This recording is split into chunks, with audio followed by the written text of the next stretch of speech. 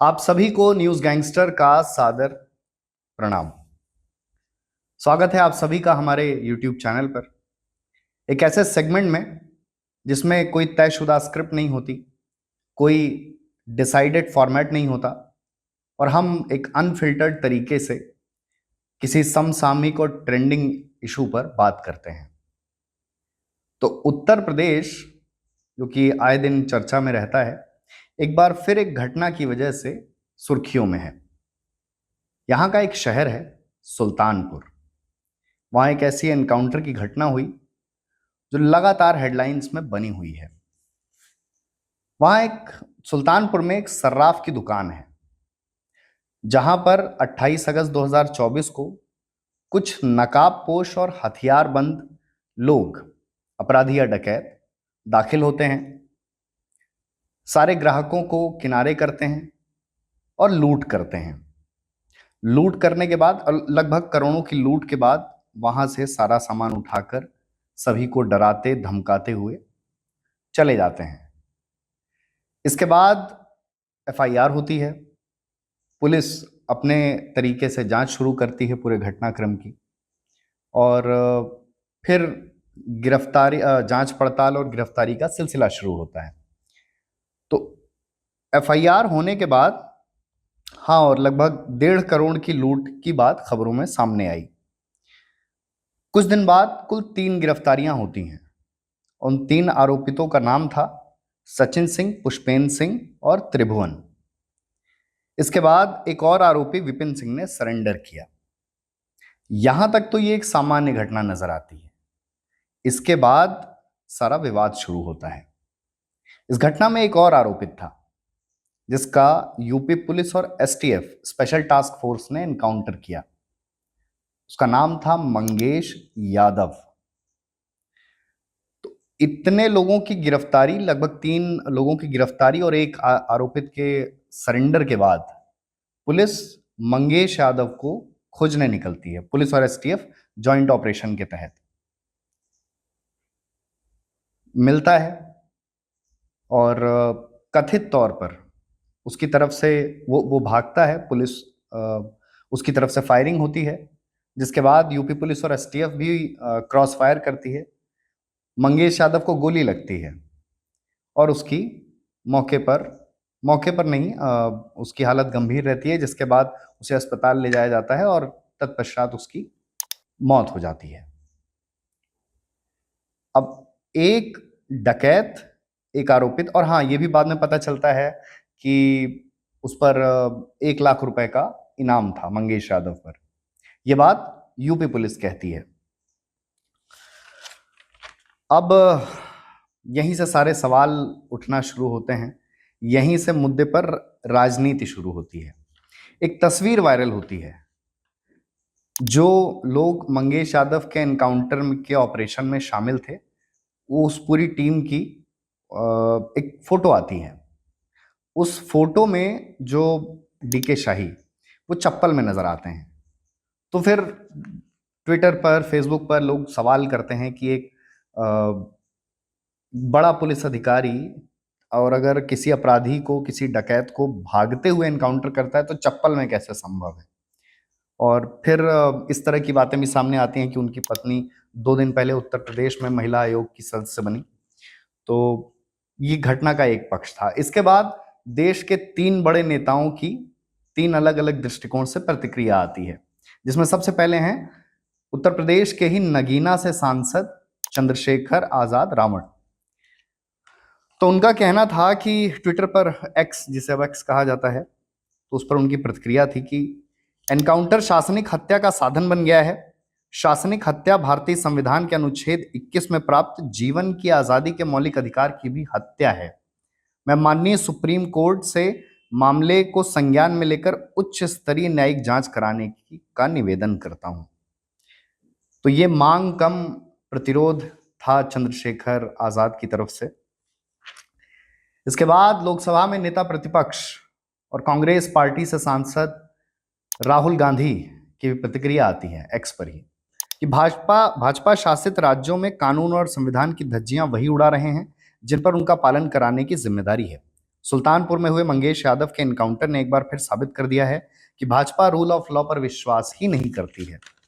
मंगेश के परिवार के आंसू पूरे देश से सवाल पूछ रहे हैं कि कौन जिएगा और कौन नहीं। इसका फैसला अदालत करेगी या पुलिस?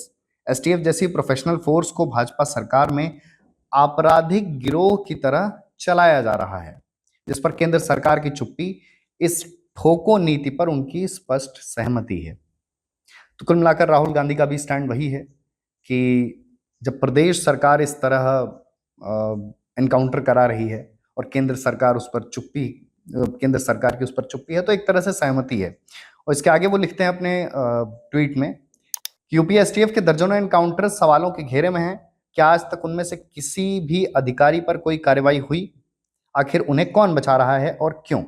और इसके बाद उन्होंने देश के प्रधानमंत्री नरेंद्र मोदी पर निशाना साधते हुए कहा कि कैमरों के आगे संविधान को माथे से लगाना सिर्फ ढोंग है, जब आपकी सरकारें ही उसकी खुलेआम धज्जियां उड़ा रही हों।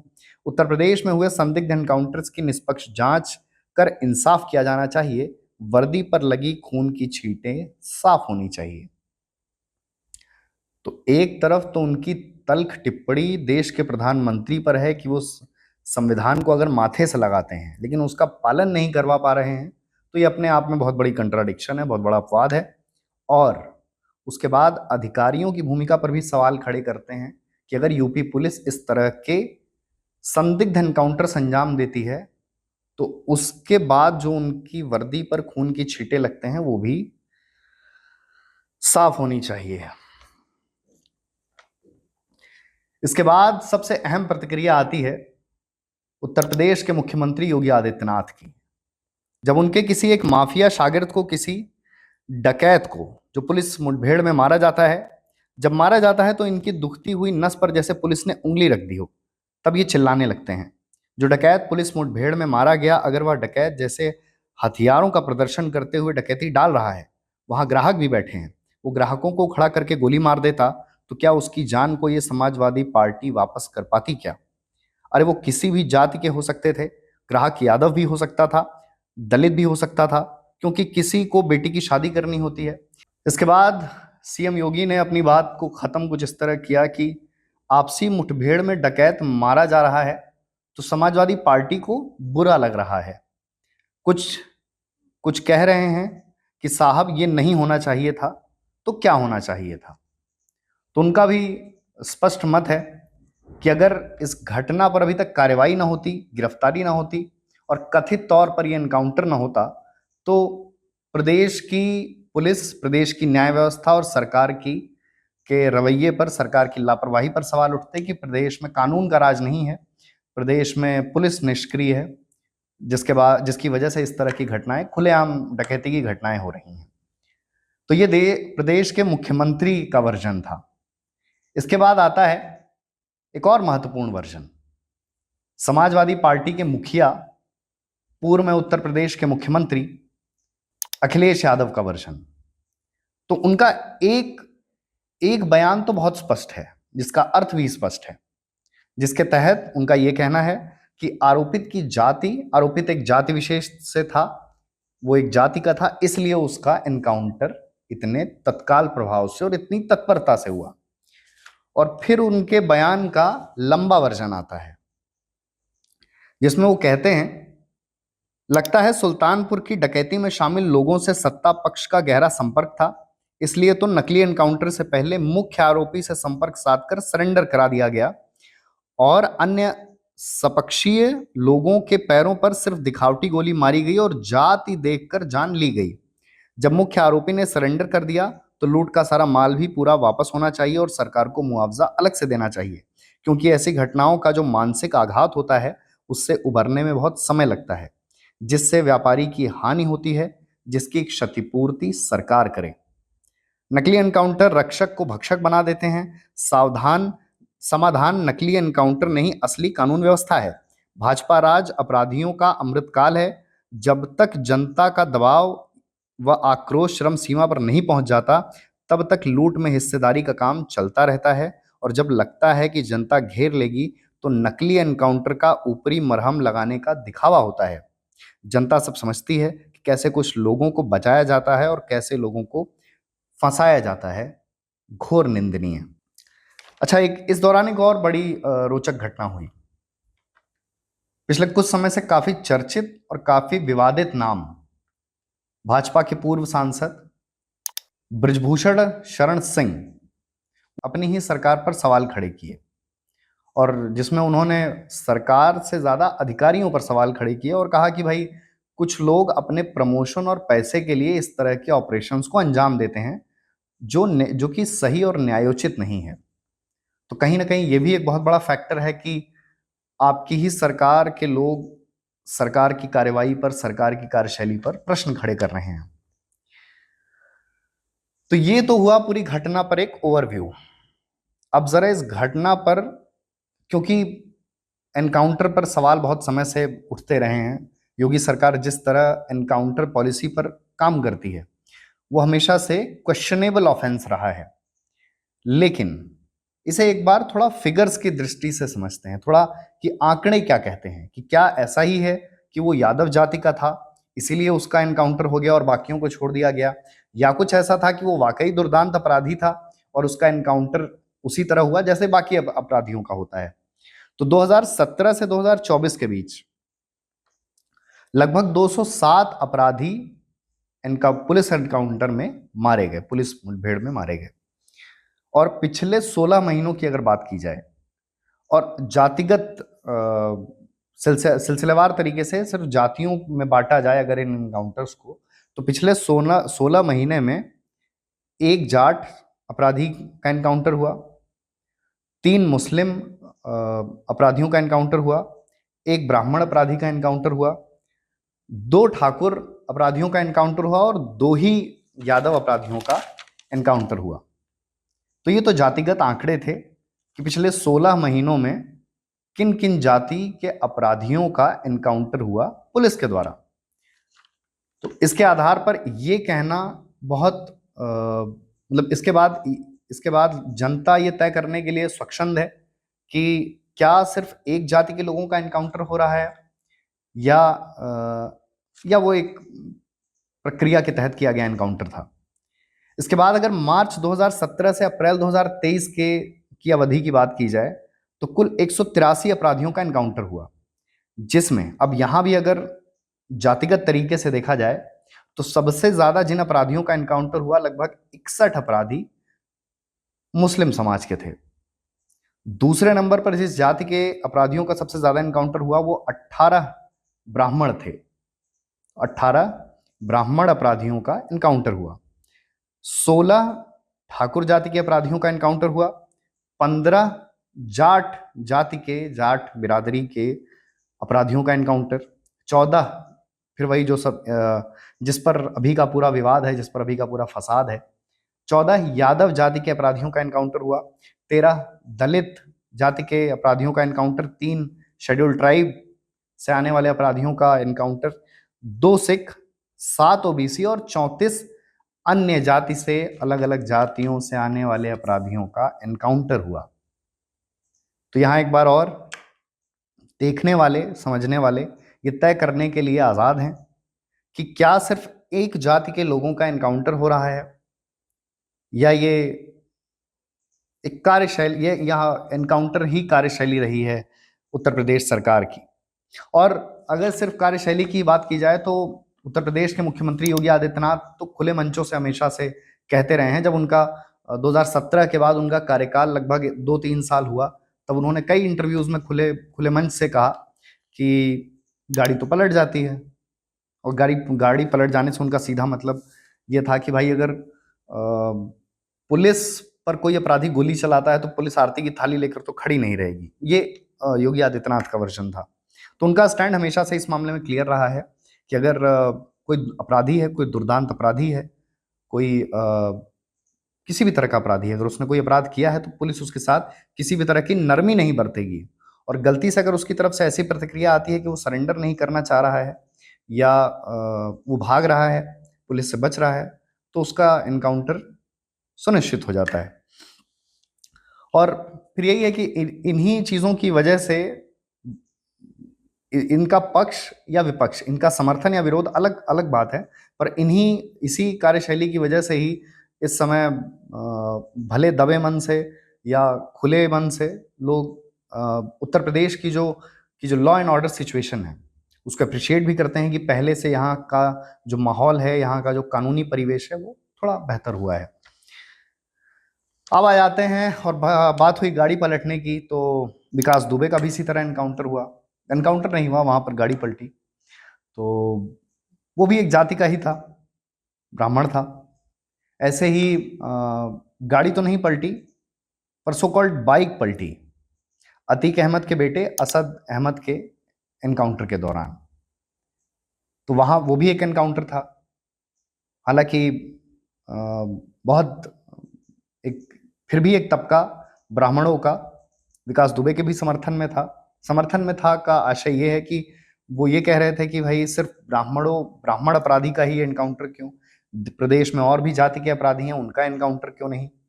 और फिर असद अहमद का जब एनकाउंटर हुआ तो वहां भी ये कहा गया कि भाई क्योंकि वो एक समुदाय से आते हैं इसलिए उनका एनकाउंटर किया गया, इसलिए उनका इतनी तत्परता से एनकाउंटर किया गया, इतनी एक्यूरेसी के साथ। तो ये भी आरोप लगते रहे हैं कि और मुझे लगता है कि उत्तर प्रदेश में जो जाति व्यवस्था है और उत्तर प्रदेश में जातियों को लेकर जिस तरह का विभाजन है, वहां पर किसी भी जाति का अगर अपराधी मारा जाता है तो कहीं ना कहीं भले वो समाज से ही या नेताओं के हिस्से से ही उनके लिए एक विरोध का सुर जरूर उठता है। विरोध का सुर उठता है मतलब कि लोग ये कहने लगते हैं कि क्यों इसी जाति के आदमी का एनकाउंटर हुआ, या लोग कहने लगते हैं कि बाकियों का एनकाउंटर क्यों नहीं हो रहा। तो ये है कि फिर एक अपराधी के लिए एक मैकेनिज्म बनने लगता है, एक प्रोटेक्टिव एटमॉस्फेयर, प्रोटेक्टिव इकोसिस्टम बनने लगता है कि अपराधियों को फिर चाहते ना चाहते हुए एक डिफेंस मैकेनिज्म हो जाता है कि नहीं, अब भले ही अपराधी है पर इसको ही क्यों मारा, बाकियों को क्यों नहीं मारा। लेकिन हाँ, ये भी है, ये बात भी पूरी तरह तर्कसंगत है, अर्थपूर्ण है कि इस तरह की अगर कार्रवाई होगी, खुलेआम एनकाउंटर होंगे, वो भी सरकार की तरफ से होंगे, सरकार की ऐसे एनकाउंटर्स को सरकार की हरी झंडी मिलेगी, तो कहीं ना कहीं सरकार पर सवाल उठेंगे ही। सरकार पर उठेंगे, पुलिस प्रशासन पर उठेंगे, अधिकारियों पर उठेंगे। और शायद इसीलिए कि जो एसटीएफ के मुखिया हैं उनके लिए भी कहा गया कि भाई ये चप्पल पहन के इन्होंने कैसे एनकाउंटर कर दिया। तो ये सरकार इन सवालों से नहीं बच सकती। बेशक कि कौन जिएगा या कौन मरेगा, या किसे अपराध के बाद जीवित रहना है मरना है, ये फैसला करना सिर्फ पुलिस का काम नहीं है, या पुलिस का काम ही नहीं है, ये अदालत का काम है। ये एक कार्रवाई है और शायद इसीलिए देश में संविधान है, कानून है, नियम है कि सब कुछ नियम से हो। नहीं तो कल को ऐसा भी हो सकता है कि ऐसे लोगों को का एनकाउंटर हो जाए जो वाकई आरोपित नहीं है या जिन्होंने कोई अपराध नहीं किया है। तो वही है कि एक बहुत थिन लाइन है कि कौन अपराधी है, कौन नहीं है, कौन कितना बड़ा अपराधी है, कौन कितना छोटा अपराधी है, या ये कहा जाए कि अपराधी तो अपराधी है। तो एनकाउंटर पॉलिसी में लूपहोल तो हैं, उसमें सवाल तो हैं। सवाल जितने सरकार पर हैं उतने ही पुलिस पर भी हैं। और फिर वही है कि फिर अगर एनकाउंटर ही करना है तो फिर जुडिशरी, न्यायपालिका और संविधान की क्या जरूरत है। तो फिर देश की संसद में संविधान प्रियम्बल की तस्वीर लगाने की क्या जरूरत है।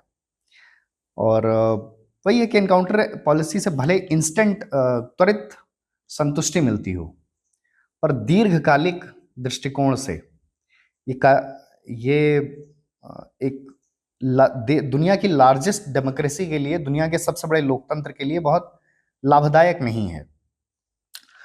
और बाकी ये बात भी रही है कि उत्तर प्रदेश में जैसी हमेशा से कानून व्यवस्था रही है, उत्तर प्रदेश में जिस तरह का माहौल रहा है, उत्तर प्रदेश जैसे आप उत्तर प्रदेश के लोग जब बाहर जाते हैं तो उनसे सबसे पहले यही सवाल या उन्हें बड़ी इसी दृष्टि से देखा जाता है, अरे यूपी, वहां तो इतने बड़े बड़े माफिया होते हैं। बेशक माफिया होते हैं, लेकिन अगर इस तरह का माहौल है तो उसके लिए कुछ कोई ना कोई नज़ीर भी पेश करनी पड़ेगी। हमेशा उस तरह का माहौल नहीं रह सकता या नहीं रहना चाहिए।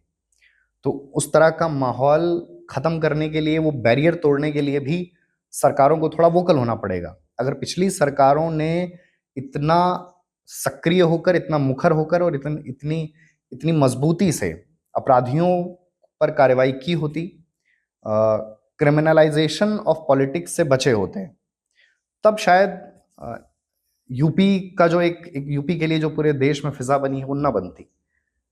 तो उत्तर प्रदेश में ही ये हो रहा है, और शायद उत्तर प्रदेश में इसीलिए हो रहा है क्योंकि हमेशा से यहाँ अपराध को लेकर, माफियाओं को लेकर, बाहुबलियों को लेकर और इस तरह के जो अपराधी हैं, जो डकैत में संलिप्त रहते हैं, जो रेप में संलिप्त रहते हैं, जो डे टू डे रूटीन के क्राइम्स में संलिप्त रहते हैं, तो इनके इनका इनके हिस्से का भी समाधान कोई ना कोई होना चाहिए, और इनके हिस्से का भी समाधान बहुत मजबूती से होना चाहिए।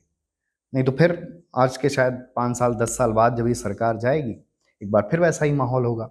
और इस सरकार को भी सुनिश्चित करना होगा कि जो भी कार्रवाई हो वो न्यायोचित तरीके से हो, वो कानून के दायरे में रहकर हो, वो सिर्फ कार्रवाई के बाद पीठ न थपथपाई जाए, वो सिर्फ खाना पूर्ति ना हो।